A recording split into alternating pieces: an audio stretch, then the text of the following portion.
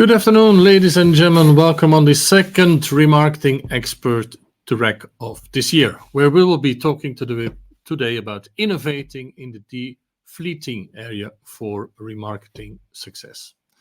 My name is Johan Verbois, and I'm here as your host today, and known also as the car remarketing expert for Fleet Europe. So this session, we are welcoming sponsors later as well with some interesting stories. And for today, this is Autorola/Indicata and Auto1.com. So thanks a lot for your support. What we'll do today is after this welcome, we will first invite David Boudewijn to talk about the Fleet Europe Days with, of course, the Remarketing Forum, and he will share a bit of information on this year's awards. Afterwards, we will give the floor to Auto1 and then afterwards to Indicata Autorola. At the end, you've got lots of time to post any additional questions you would have. So feel free to post them at any point in time, and we'll see if we will handle them straight away or afterwards in the Q&A. So first of all, I would like to invite David Boudewijn, Sales Director and Remarketing focused person at Fleet Europe, I can say, David. Not? Hello, Johan. Nice to be with you. Great to see you all back. Indeed, some words about the upcoming event, which will take place on the 23rd of October in Milan this year. So looking forward to an interesting event, but we'll talk about that a bit later. So I want to give you some insights on the status of the awards program. So we will have 4 awards this year. Some of the community members, of course, know which awards these are and have been following us or have been applying. So Benedict, you can go to the next slide so that we can give some words of explanation. So you will see on this slide the 4 awards and also some of the winners of last year. So we had the Car Remarketing Manufacturer Award, which was won by Link & Co. with Ian Hucker. The Innovation Award, which was won by AutoChat and represented by Martin Beckers, and Hall of Fame, which was offered for the second time, and where Peter Gruftehoog from Autorola took the prize. And new this year will be the Remarketing Sustainability Award. So just a small word about the different awards for those who have not actively followed us. So the last one is a brand new award, and that award recognizes organizations which commit to build sustainable practices within the car remarketing processes, where the award will celebrate practices, solutions, and services which reduce carbon emissions, promote recycling and reuse, promote circularity, and minimize the environmental impact of the automotive remarketing processes. So that's the new one. That is award number 1. The second award, which is already known by the industry, is the Remarketing Car Manufacturer Award, which recognizes the introduction of a new program optimizing residual values and certified programs, or optimizing the efficiency of sales process of used cars. The third one would be then the Innovation Award. Well, that speaks for itself. And the fourth one would be the Hall of Fame Award, where we will be recognizing the efforts of an individual, not only for his proper profession, but also for the industry. And this is a slide, of course, where a lot of people were waiting for. This gives you an overview upon the finalists for the Sustainability and the Innovation Award. For the Car Manufacturer Award and the Hall of Fame Award, we are not disclosing who the finalists are. This is a decision you will see, and you will be surprised on the 23rd in the evening. First of all, I would like to thank all the award sponsors. So the Sustainability Award, well, it's a new award, and it's with a lot of proud and happiness that Fleet Europe will be supporting that award, a very important award nowadays in the industry. A second award is supported, the Innovation Award is supported by CARA, the European Car Remarketing Association. So thanks to CARA, to the board members for the trust and also for the support towards the industry, because we have seen that These winners have indeed already had their impact upon the remarketing industry. Third one is Car Manufacturer Award or Car Remarketing Manufacturer Award, supported by Exacto, and then Hall of Fame, which is supported by Macadam. Some words regarding the finalists. The finalists were selected by the jury members um, over the last weeks, and also these different finalists will be defending in front of the jury during an online defense tomorrow their case towards the jury, where a voting will take place. So this will then, of course, result into a celebration of one of these finalists winning their respective awards. So first, regarding the sustainability award, so Lizzie. Lizzie promotes sustainable vehicle leasing by extending life cycle of electric vehicles through multiple leasing cycles, significantly increasing circularity and reducing the environmental footprint of cars, so that you know what Lizzie will stands for and what is the project with which they apply for the award. Regarding Avilo, Avilo is the flash test of Avilo is known already. It's a test which offers a rapid and comprehensive check of electric vehicles of the batteries, providing a detailed report for professional and also consumer users. Okay, transporting wheels introduced a game-changing approach to car transport by reducing emissions through spot filling empty loads and using biodiesel blends, achieving up to 90% of their emissions. Okay. Regarding the Innovation Award, Car Collect, digital marketplace that optimizes vehicle trading, offering businesses the tools to create personalized auction environments, improving transparency and profitability without taking a share of the transaction profits. So they are not in the transaction at all. Actrion offers an all-in-one service hub for fleet managers and car manufacturers, optimizing operations with a focus on efficiency and cost reduction while minimizing resources usage. And last but not least, OpenLane Cell. So the company OpenLane, everybody knows their product is called OpenLane Cell. Well, it streamlines the sales processes for dealers with flexible, scalable modules for trade-ins, sales management, and the access to an extensive buyer network.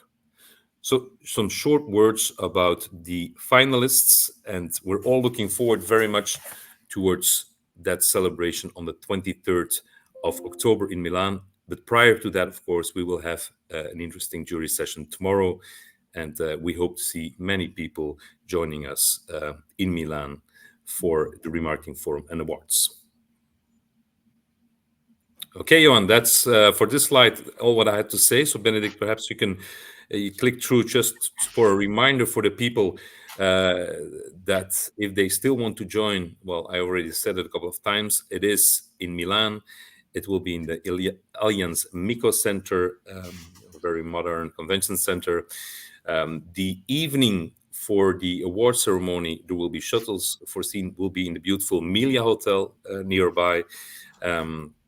But the other part of the event will take place in the Mico. And you will find some information also on the next slide, Benedict, with regards to how you can register. You can go to fleeteuropedays.com, where you can select the different sessions which you would like to join, being you probably the Fleet Europe Forum and Fleet Europe Awards.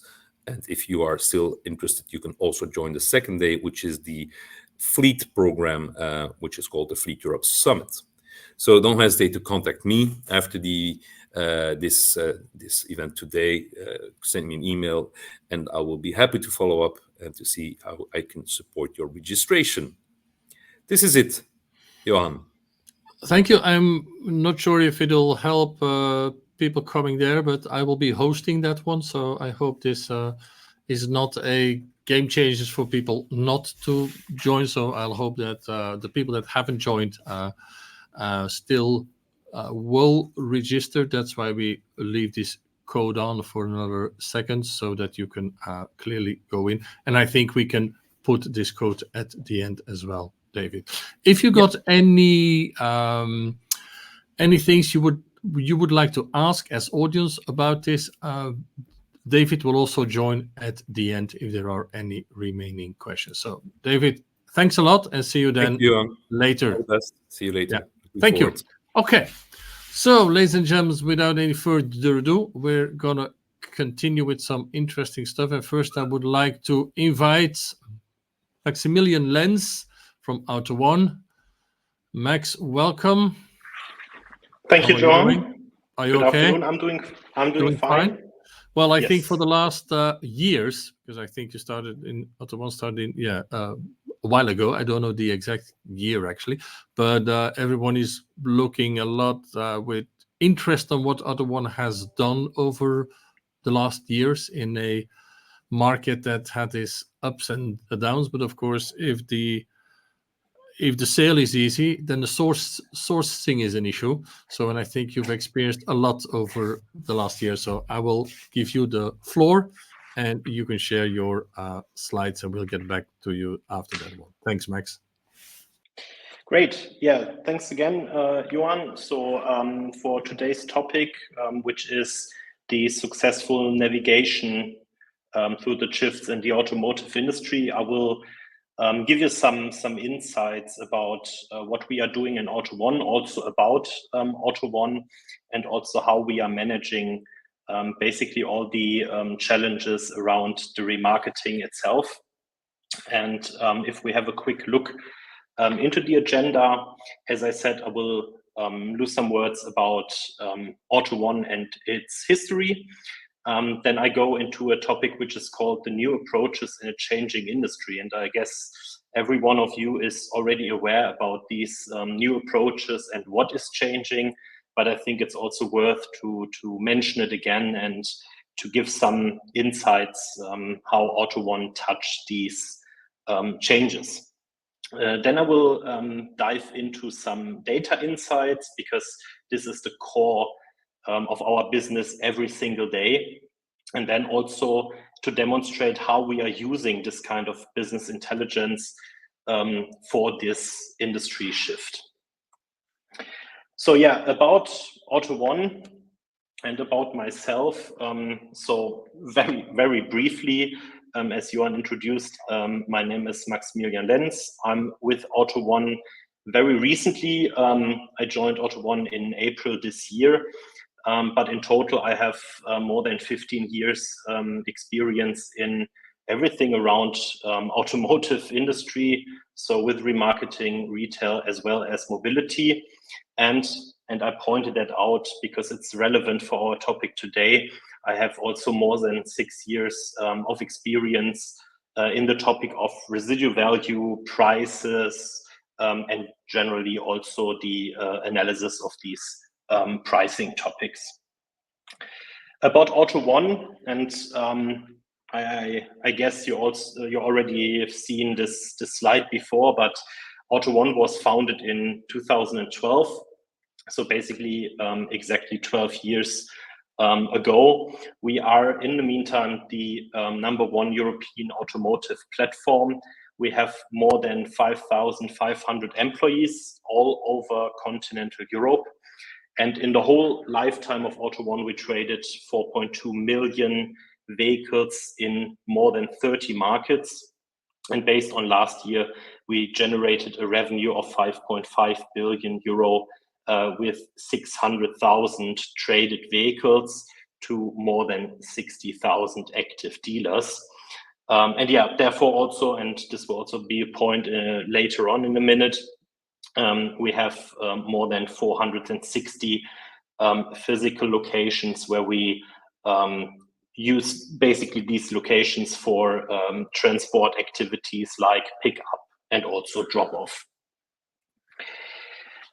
Yeah, about the core of AutoOne, as I already said, AutoOne.com is the largest wholesale platform in continental Europe. So AutoOne.com is one part of the AutoOne group. And on AutoOne.com, we basically combine all the transactions from two different sourcing types, which is on the one hand, our C2B business, where we are sourcing cars from consumers. And then on the other hand, the B2B section, which is called, in our words, the typical remarketing business, with dealers, fleets, OEM, and also leasing and rental companies all over Europe. And basically, we are combining these very interesting two types of vehicles into one single platform, which is then effectively one sale all over Europe. And that's a huge advantage for our buyers, because there is just one single platform where you have to log in, where you can watch the cars which are interesting for you, and then ultimately also where you can buy these vehicles. If we look to our two different types of customers, and then starting with the buyers, which are traditionally car dealers as well as dealer groups.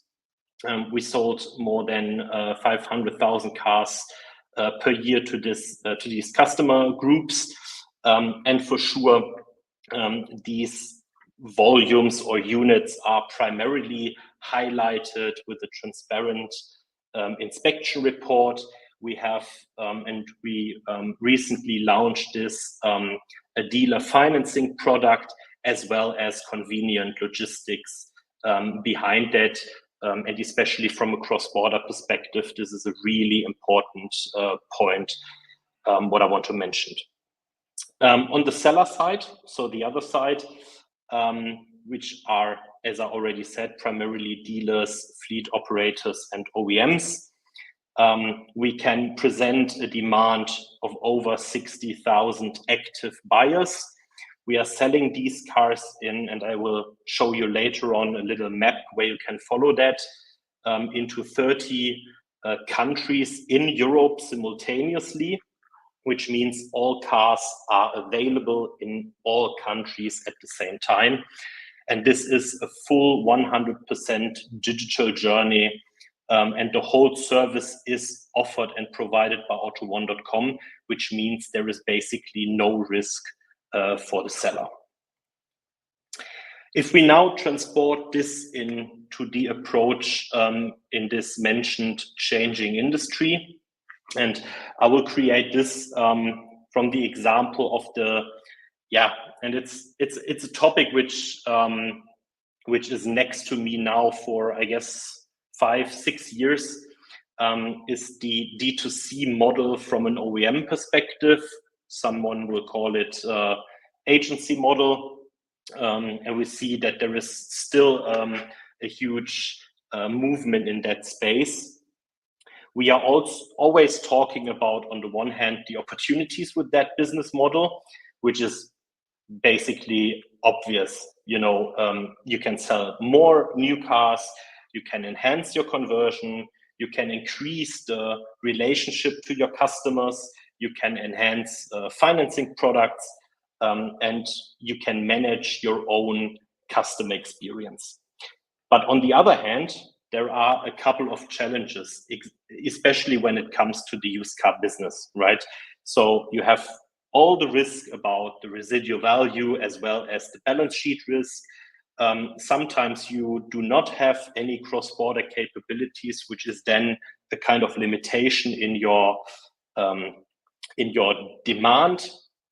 And on the next point, you also have some tech investments which are required, as well as the whole operational fulfillment process. And we are basically covering all these challenges and also transform them not only into opportunities, but then also in the core, which is growth. And how we do it, and it always starts with data. And if you look a bit into the history of AUTO1, for sure we are traditionally someone who is buying and selling vehicles, but what we are as well is a kind of data company. Because with 4.2 million traded cars in our history, we generate a lot of data. And we are still generating these data. And if you generate data, there are two steps which are really mandatory to work with these data. The first one is the analysis, and the second point is the decision. And between the analysis and the decision, there is a massive gap, because everyone can basically say, okay, I will analyze these data. I will look, what did I in case A, what did I in case B, but then making the right decision is a totally different topic. And the open question I would always raise to the audience, which is following what I'm presenting, is how often do you make data-informed decisions? And what is your step between an analysis and a decision? And how we basically do it is we use our data and create various analysis based on our platform, based on our transactions, and that we do it totally all over Europe. And the first outcome, which was already published for a while, is our AUTO1 Group price index. This price index started back in January 2015, and it starts with a reference value of 100. So which means it's not a percentage, but it's more a kind of points. And you may have seen this analysis before. It's basically a kind of indication what is the value of a vehicle on the auto1.com platform. This view is very general, so it sums all the fuel types, all the models, all the makes in just one price index.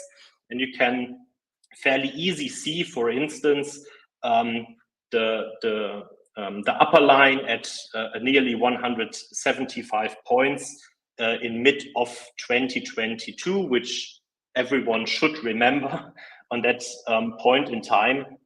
And in the background, we are also covering these data in a more detailed and structured way, that we are basically exactly can see, okay, what is then this price index, for instance, for an EV or for an ICE vehicle, or for the brands Volkswagen, Audi, Skoda, Seat, and so on and so forth, which brings us in a position to really analyze these data and then also doing the right outcome of this data. So finding the right decisions, what to do, and especially if you look on our local performance, you can see that there is a massive improvement when it comes to new auction types, new auction segmentation, etc.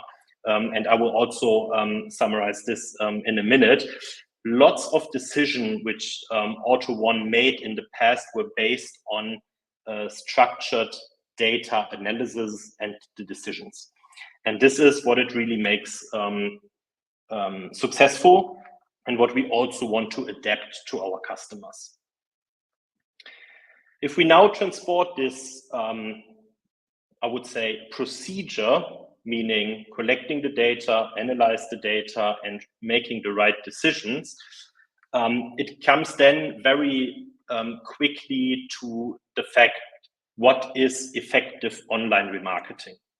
You know, we already discussed, we have the digital infrastructure, which is our platform. We have a high data quality. We have seamless processings, meaning transport, inspection, and for sure data. And then with our 60 plus K active buyers, we have also a high reach all over Europe. And this is then basically the basis to offer a sufficient and successful working remarketing product. If we now put all this into a kind of product where we have the ability to maximize the value of the inventory, it basically gets into 4 steps. The first is the trade-in opportunity respective the challenge, where we can support with all our data and the analytical ecosystem, what we have in the background, and then be able to do these specific and individual decisions based on channels and also other technical solutions, which then ultimately ended up in an increased success. Auto1 provides the remarketing, as you can see in that map, in 9 core continental European countries, which I don't need to point out in detail, but you can see that basically all the countries where you can also create a kind of cross-border opportunity are covered by ourselves. We are definitely observing the market every time, which means if there is any market which is a kind of white point on the card, then we will definitely talk about, okay, what can we do in these countries? But our experience shows that really these countries from a remarketing perspective are the core markets. In these markets, we are basically providing a state-of-the-art product, which for sure consists of price indications. So we provide reliable prices for every single vehicle, which makes it possible to, on the one hand, create a competitive trade and offer, but also on the other hand, if it comes to leasing cars, rental cars, to make the right decision at the right point in time when it comes to residual value analysis. We have a full digital integration, which means remarketing via Auto1 is not a kind of manual process. It's fully digital integrated. We have the European network with over 60,000 active buyers. And as I introduced at the very beginning, we have the situation that we are taking everything, which means we are the contractual partner for the seller. We are managing the whole transaction, whether it's a local transaction, whether it's a cross-border transaction, which requires additional documentation. We are managing the whole process. And when it then comes to the sale event, we are basically covering everything in continental Europe where it's required. So all these 60 plus K buyers are sitting in more than 30 countries.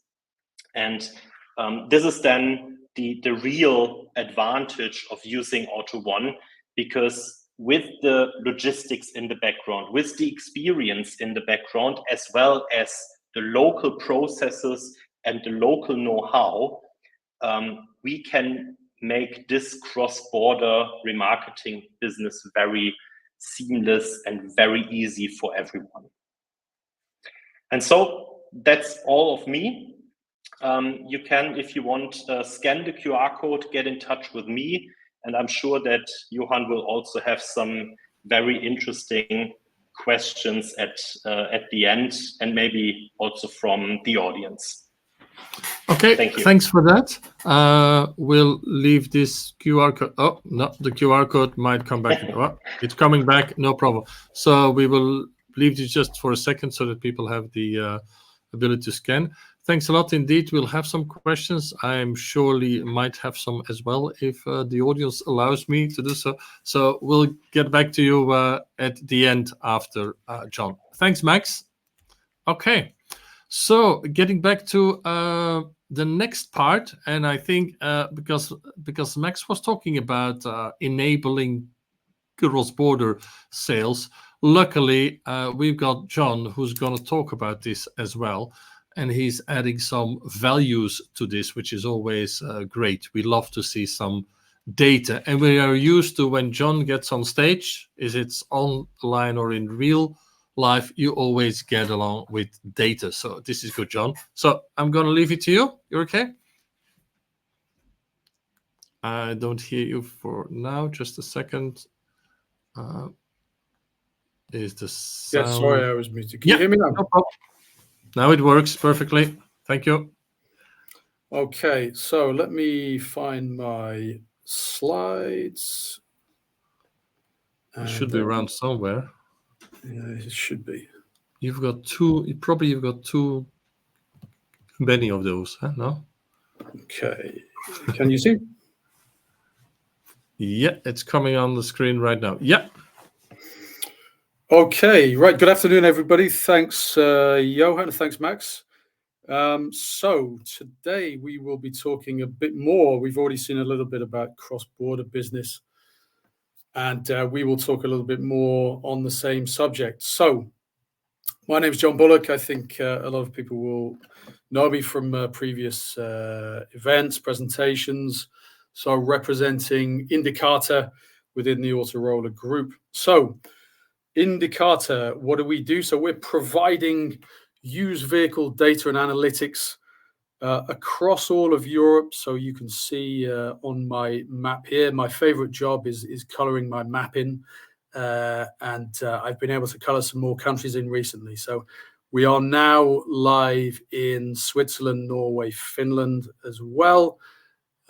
And we will be launching into Ireland, Czech Republic, Slovakia, Hungary within the next 6 to 12 months as well. So Indicator, we are providing all manner of data around used vehicles. So every day we are looking at over 14 million vehicle adverts across all of these territories. And we use this data to provide the best live used valuations, forecast valuations, but also all kinds of analytics and reporting around the used vehicle market, and basically how to help our customers maximize their profits. And again, we saw the same from Max. I think the aim really within data provision is not just to provide data, but we help our customers to make the best decisions, but also to implement those decisions. So we know that increasingly a lot of people don't have necessarily teams of data scientists. So let us do that work. We will analyze the data. We'll tell you what you need to focus on, where you can make improvements, and we can help you put those improvements in place. We are, of course, very fortunate within Indicator. So I have my Indicator hat on today. So this is one of 3 different parts of Autoroller Group. So Indicator, as we've just said, live vehicle data, analytics, market intelligence. But we also have the other 2 parts of the business. So Autoroller Marketplace, which is the remarketing part of the business. So buying, selling, moving, processing, all of the documentation around transactions of used vehicles across all of Europe and beyond. And then Autoroller Solutions. So this is the platform part of our business where we build platforms, workflow systems to manage vehicles through a process. And so all of this together means we can deliver complete packages. So we can deliver platforms containing data to help customers buy and sell used vehicles across all of Europe and beyond. So the title of this presentation is Cross-Border Sales, but we are a democracy. So I will let you decide what the subtitle is of this presentation. And you can either choose option A, which is cross-border sales, the huge threat that will destroy my business, or you can choose option B, which is cross-border sales, the huge opportunity that will transform my business. I'm sure you can guess which version I go for. And hopefully, if you are somebody who sees cross-border sales as a threat or a risk, hopefully today we can convince you that it is actually an opportunity that you should be taking advantage of. So a little bit today, the theme of my presentation is this. Just because you can't see it doesn't mean it isn't there. And I was talking with Johan, I think this was last week, Johan. We were discussing this topic of cross-border sales. And we both agreed it's quite funny how often we talk to big customers. We speak with all of the big international companies within the automotive industry. It can be OEMs or leasing companies or rental companies or banks or whoever it might be. And there's still a lot of people out there who are not doing cross-border sales. And there are often one of two different reasons that people give for not doing cross-border sales. And the first reason is it's complicated. I don't have someone who knows all of this stuff. I don't know how to do VAT handling. I don't know how to claim back the luxury tax in the Netherlands and all of these things. What happens if I deliver a car to Portugal and the guy says it's scratched and he doesn't want it? How do I manage all of this stuff? Life is complicated enough.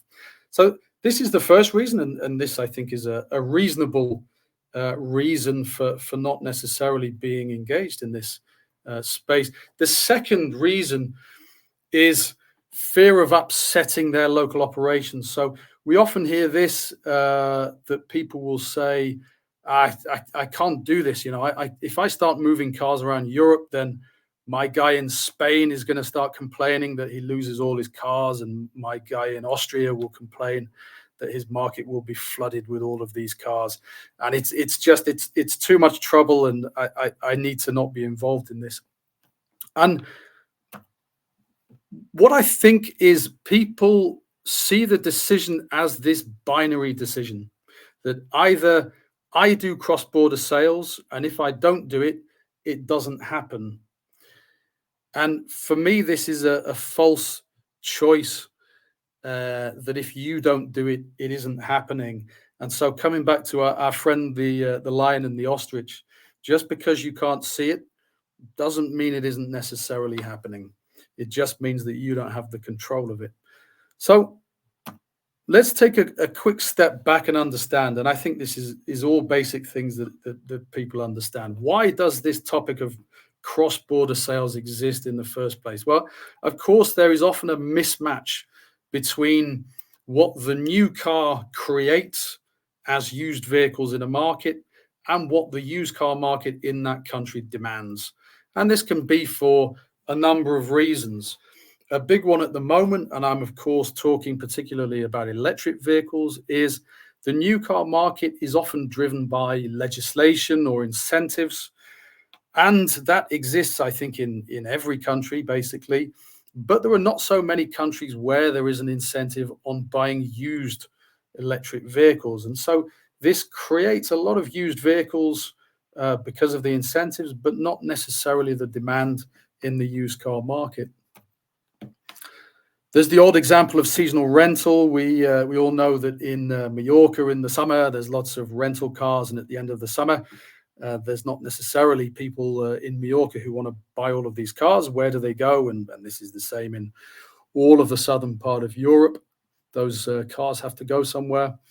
We also have production commitments. And this topic, over the years, a lot of the OEMs have moved more towards making vehicles to order, but still they have factories where they have to make commitments of volumes.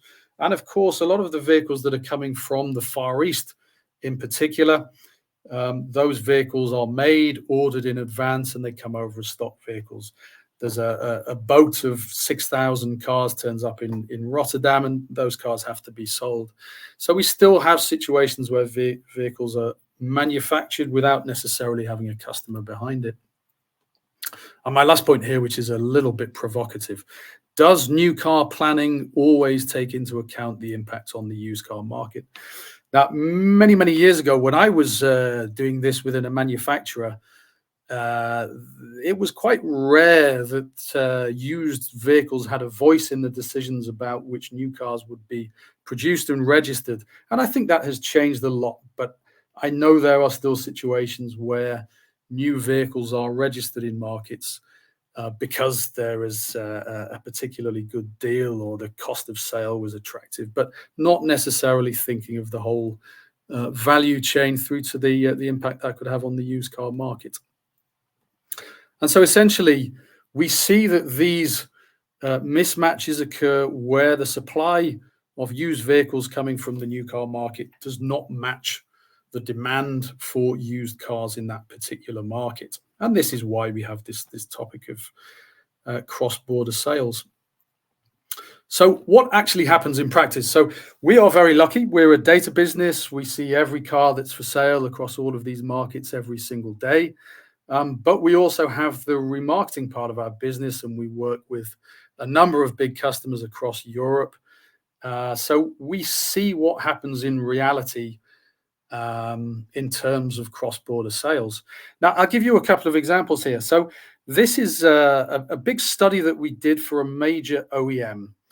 And what we did is we looked at every single vehicle that they sold, every used vehicle that they sold across Europe over the previous 3 years.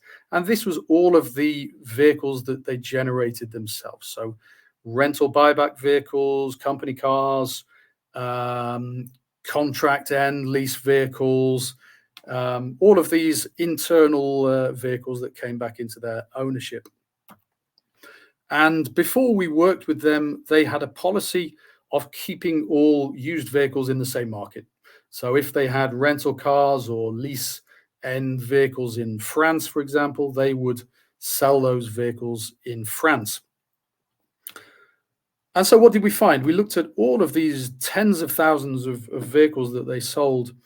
And what we found, first of all, was that on average, they were selling 70 to 80% of their vehicles to the local OEM dealer network in each market, which means, of course, that 20 to 30% were going outside of the network.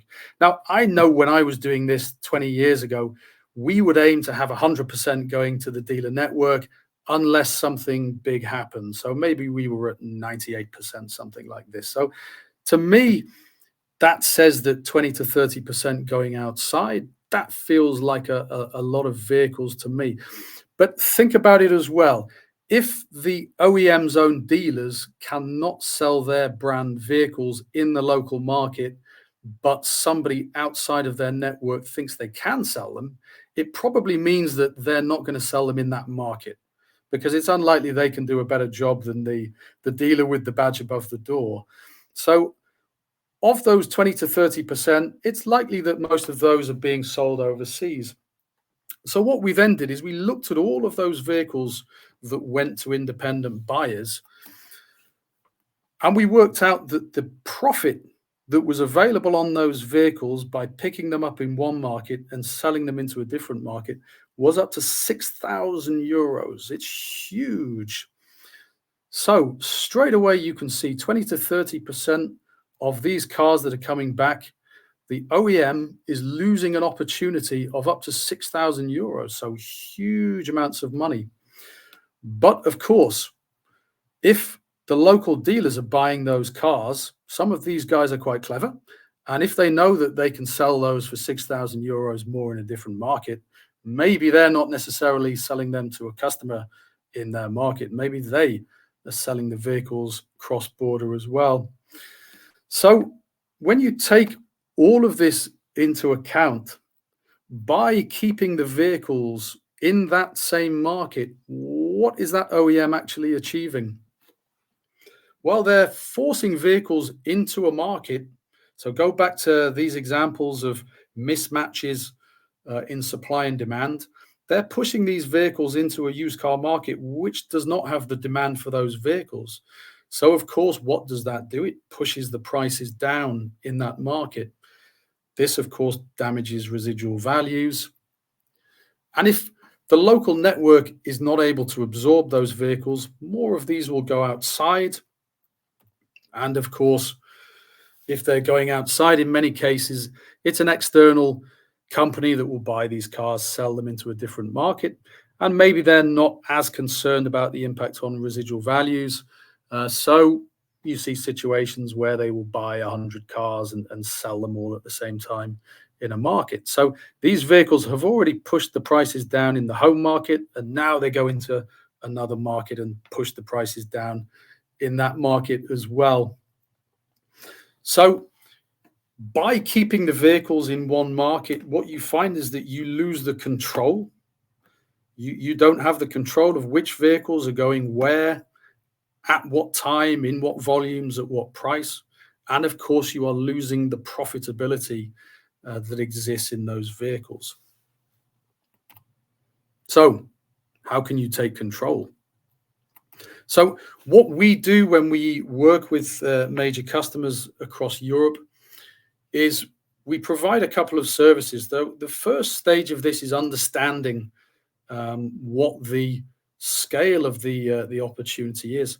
So, of course, because of what we're doing in Indicator, we are looking at all of the vehicles for sale, over 14 million vehicles every single day.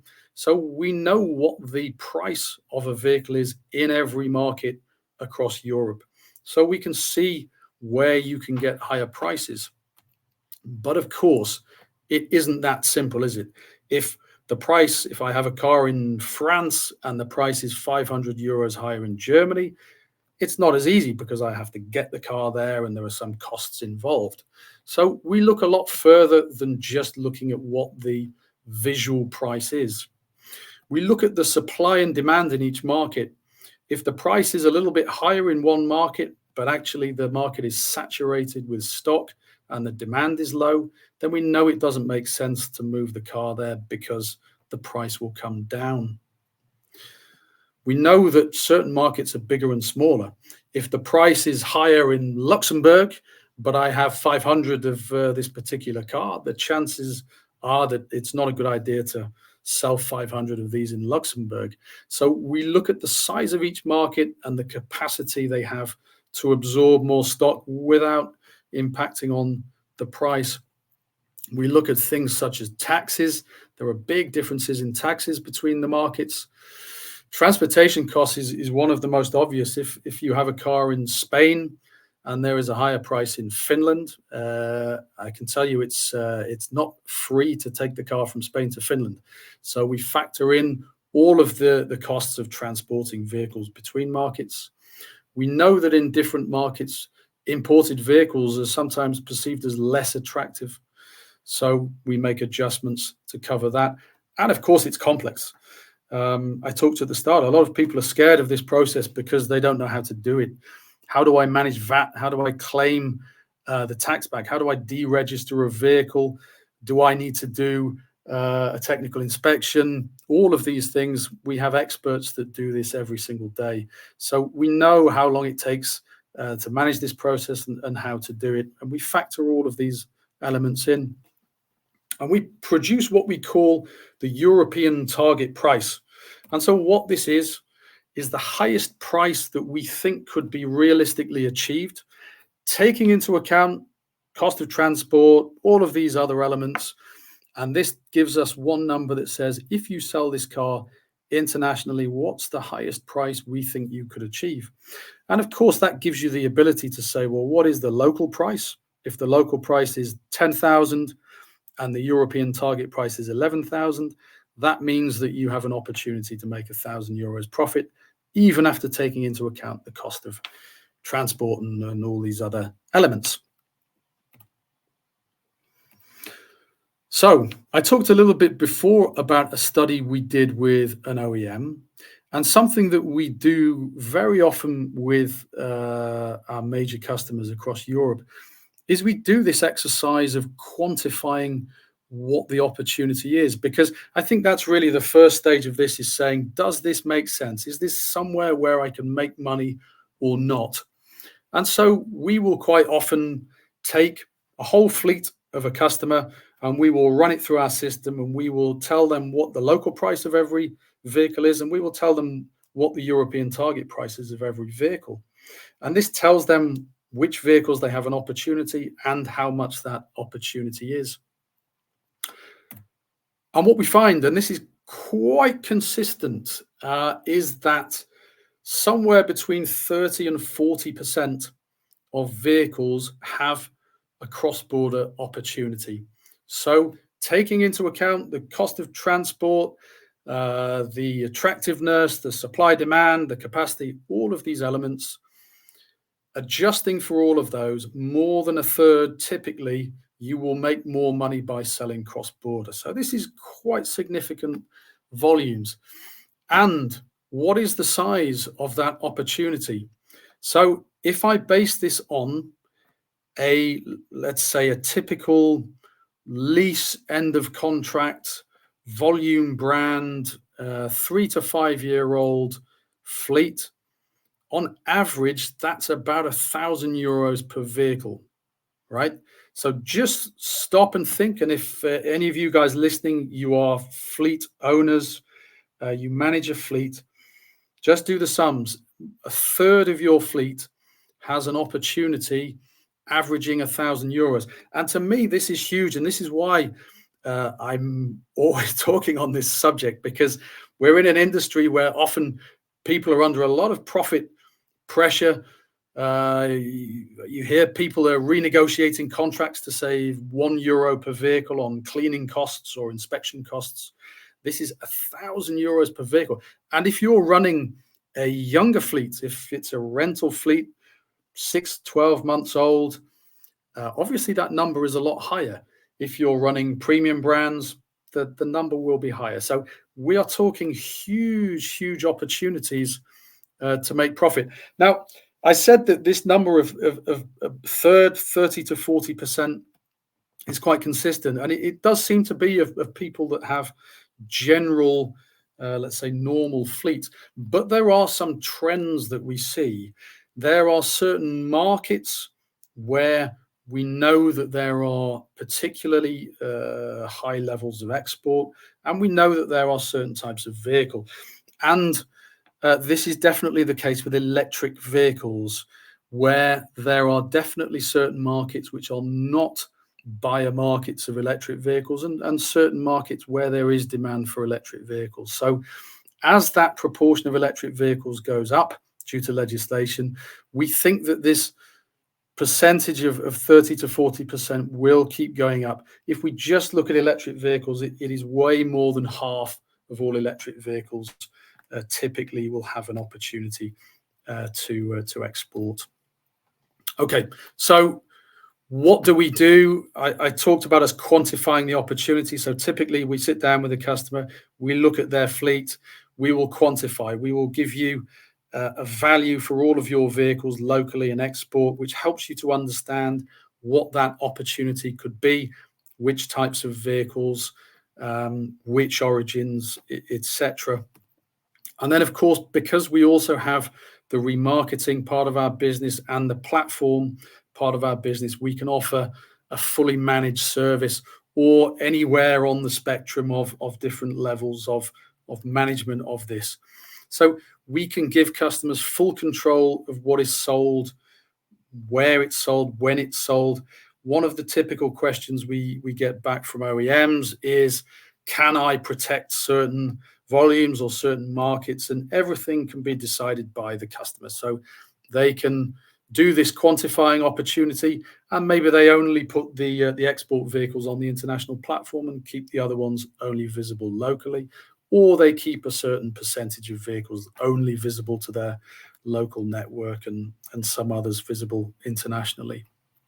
We do everything in local language. We try to make sure the process of buying an imported vehicle is as close to buying a local vehicle as possible. So we translate everything. The whole process is the same.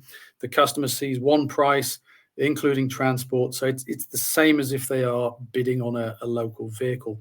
And we know that increases the likelihood of people to bid, because they will bid more when the risk is lower. The customer can define the sales cascade. It can be, if it's an OEM, they will often want some kind of closed auction capability, so the vehicles go to their own dealer network. We can, of course, make this open to our whole buyer base, and we have over 60,000 active buyers in more than 40 countries. We can include transport and this fear of complexity part that people have. We have guys who do nothing but this. We have people who know how to reclaim luxury tax in Netherlands, Austria. We know how to do VAT reclaims in Spain and Italy and all these things. So the whole process we can manage end to end. So in summary, just because you can't see it, remember this, what I said for me is not really a correct decision. If I don't do it, nobody does it. The reality is, if you're not doing it, somebody else will be doing it. But if somebody else is doing it with your vehicles, they are controlling it and they are taking the profit. So, conclusion, quantify the opportunity. Like I said, if you're a fleet owner, if you're somebody who manages a fleet, do the sums in your own head. If 30 to 40% of your fleet has an opportunity of €1,000, maybe more, maybe less, depending on what it is, do the sums, and it's a huge opportunity. If you're not already doing this, take control, own the process, make sure you are the people who decide which vehicles are going to which customers in which cadence. So you are protecting your values, and of course, keep the profits in your business. Those profits, if you're not managing this, if you're not controlling it, somebody else is taking that money out of your business and getting rich. So keep that money in your pockets. So final summary, be the lion, not the ostrich. Okay. Thank you.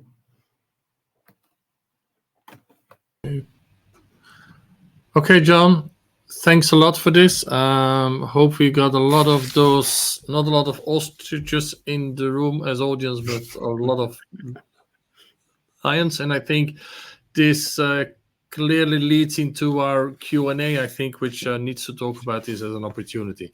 I will invite Max again and David as well on this. Yeah, I think we've got a few questions, but before I think we go again into this topic, maybe I just want to ask first a question to, I think, Max, because everyone has followed AUTO1 for the last years, I think. And you said you started in 2012, I think. Okay. Now, I also had a look at the last quarter results, I think the second quarter of this year. But what is it that makes AUTO1 different over those years? Whereas a lot of competition has changed their business or stopped business or whatever happened, and AUTO1 just keeps on going and was after this this objective. I think end of last year was positive EBITDA, or the year before. I don't know exactly, which you actually achieved. So what makes you more resilient, to call it like this? Yeah, so basically we have remained strong in this challenging market by focusing on our goals and achieving this positive adjusted EBITDA. So it was by the end of last year, as you said. Okay. And I would say the main point is that we always put our customers first, and it sounds like a phrase, but it's really the case, that we then also invest in the future growth of the business, what our customers want. So new initiatives like we recently launched the merchant financing, where our dealers can finance the bought vehicles, as well as dealer auctions, our newest auction channel. And this for sure have a positive impact on our business. So in the second quarter, we achieved a record adjusted EBITDA of 21 million euro, which is a massive success. And this basically was the driver for a successful merchant and also retail offer what we fulfilled. So it looks like you're gonna be around for a long time with AUTO1. No issue there. That's clear, huh? I think. So okay. I joined AUTO1 very recent. So it's only gonna get better, huh? Yeah, for sure. Okay. Now, there was one, because I'm going to go to this cross-border again, John, and sorry if I'm looking at my phone, because I had one that I think they didn't want to put in the chat, but also the chat didn't work for everyone the first few minutes. But it's about the challenge of cross-border more in a captive lease environment. So what people are saying is that captive lease has more worked with this cascading system. Let's say first we offer the cars to the local market, and Enrique also was talking about regional market, local market, which is of course very nice that you offer it first to your local partners. But if this means that on 30 to 40% you lose €1,000, I've made a quick calculation. In the total, this might create a residual value uplift that you miss of around percentage points if you spread it out. Do you see challenges in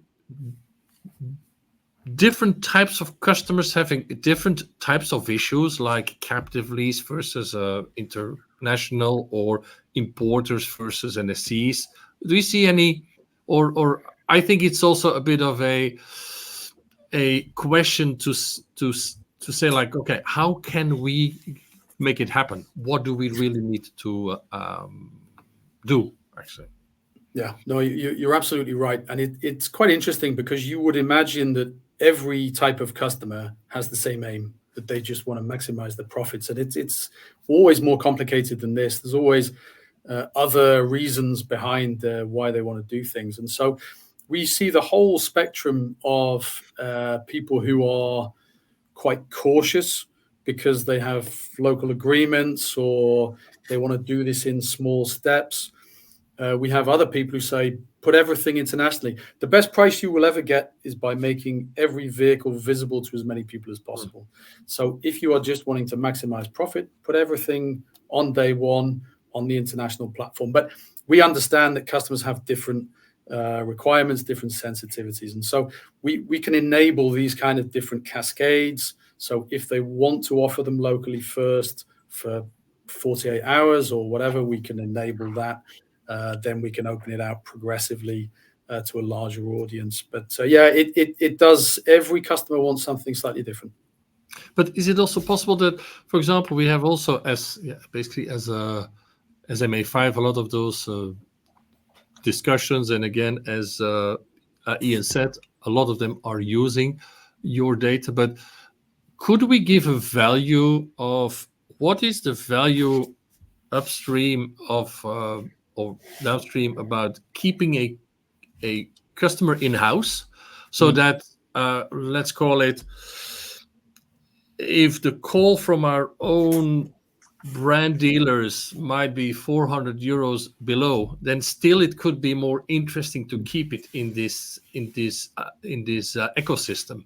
Would that be possible to include that thinking in there? Yeah, I think that's a really interesting discussion point. That, you talked before about the impact on residual values as well, and I think what you could do is absolutely quantify at what point. And we have some customers who say, I will accept an offer that is X amount lower from my network than an external buyer, because there is a value to having that car in the network. But I think there's definitely some really interesting studies you could do to look at what is the whole value of this. What is the impact on residual values? What is the price at which you prefer to keep that in the network versus outside of the network? So yeah, it's all possible with the data. Yeah. Okay. Talking about EVs, there was a lot of this awarded. I think everyone, well, at least we can say that remarketing selling EVs is not the easiest thing. What's the experience within AutoOne specifically on EVs?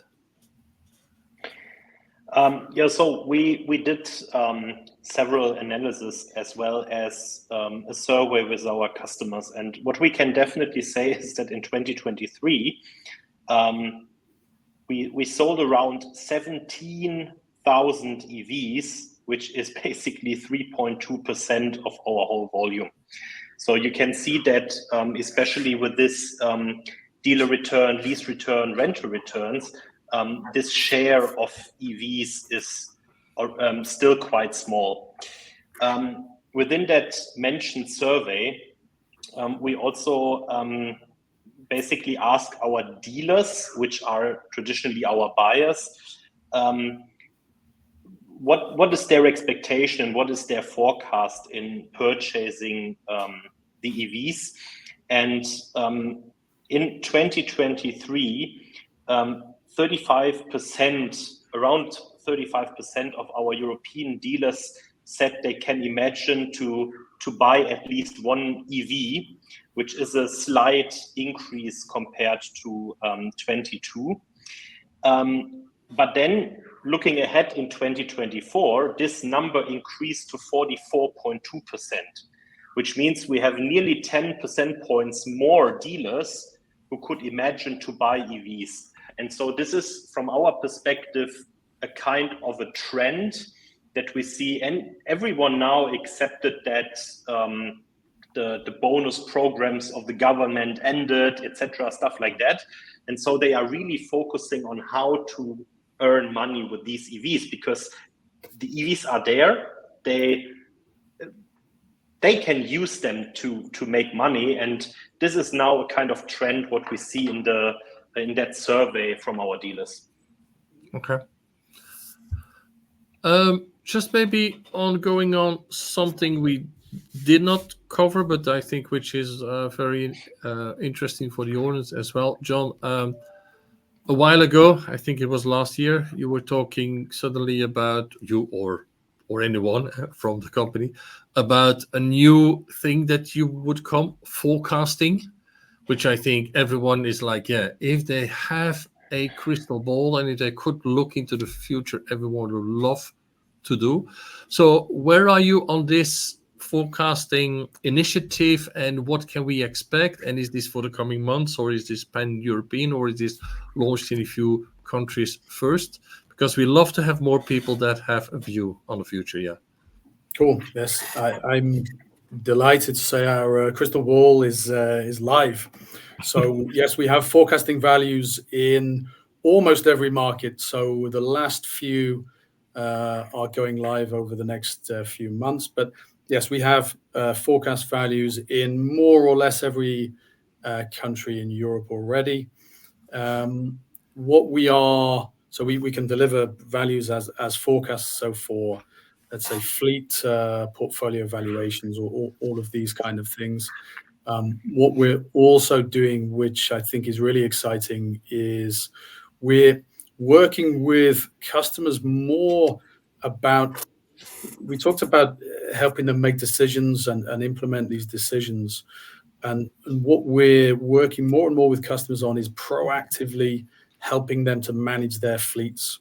And so using all of the data assets we have to give them instructions, vehicle by vehicle, what to do on these specific vehicles. And that for me is sort of my vision of how we really take Indicator forwards, helping people run their businesses and maximize profits. That's where we're heading. So that for me is the really exciting part. Okay, good. Maybe let's have a look into the future. October, Remarketing Forum. So that's going to be the next big thing. David, what's a special? What's changed? Why someone who's not yet subscribed, which I don't think is anyone, but they'll all be there. Although that I don't think we can put more than 500 people, or what's the idea? Well, no, I don't think that 500 people remarketing forum, that's not what we have foreseen. But no, it's of course you are involved, Johan, so you know that this is evolving well. We are at almost 170 participants officially registered at more than a month from the event, which is way ahead of similar periods in the past. So meaning that last year we were with 250 people approximately at the event. So assuming that we will be around 300 people this year. Let's see, but that is my expectation and our projection. Yeah. Also from a partnership perspective, I think it's a very nice evolution. Last year we had a total of 16 partners. This year we're already at 22, and we have 14 exhibitors. So the dynamic of the event is definitely evolving. As you might be aware of, John and Max, is that also we will have different new formats during the content sessions, which Johan has launched with us, which is called pitch and debate sessions. So quite a lot of new initiatives. Also for those which have joined us, also the evening program is evolving. So with some more animation after the official part in the evening, etc. So becoming really a standalone and serious event, creating that community is what we have been striving for, and I think it's definitely starting to achieve now, seeing at the traction which the event is getting and the appreciation within the industry. So, yeah, join us. You'll see. I think it's one of the events within the remarketing industry which should not be missed. And many of the people within the expert track today will probably already have registered, but for those who have not, still have time. Yeah, and I'm quite looking forward to some of the things we'll do. We'll have the head of remarketing of ALD, of our Val, Pascal Seger, who is opening with the opening interview. For the first time, we'll have people coming from America specifically for the forum who will be on stage, and then a chief executive from a leasing company who comes at the end for the closing a panel. So it's indeed the interest to be on stage as an executive is increasing as well. So that looks good. John, you're also on stage. What are you going to talk about? Yes. Or you don't have an idea? I'm very well prepared, Johan, as you know. As always. So no, I'm very excited to be presenting for two reasons. I'm always very happy to present because for me, I think it is the best event. I think it's the one that everybody goes to. So it's a great opportunity to see everybody, see old friends and catch up with people. What I will be talking about, and this is still in the planning stage, so I will be a little bit evasive, but the plan at this stage is that we will be on the stage with a big partner customer of ours. And so actually what I was just describing about the proactive management of a fleet using current values, using our export values, using our forecast values, using our supply and demand metrics.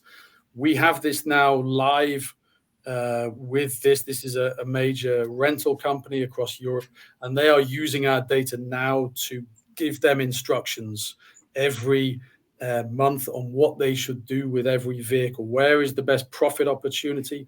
When is the best time to defleet?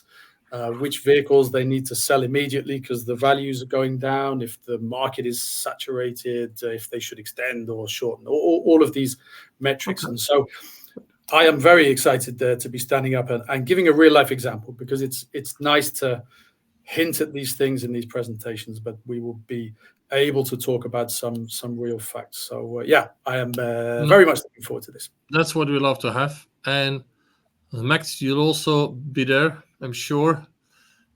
You will be there as well, so people can talk to you there as well to go further in the details on what we've discussed today.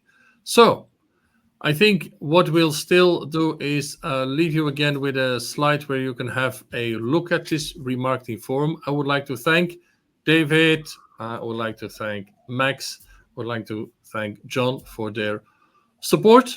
And we'll all see you in Milan, October 23rd, if I'm not mistaken. See you there.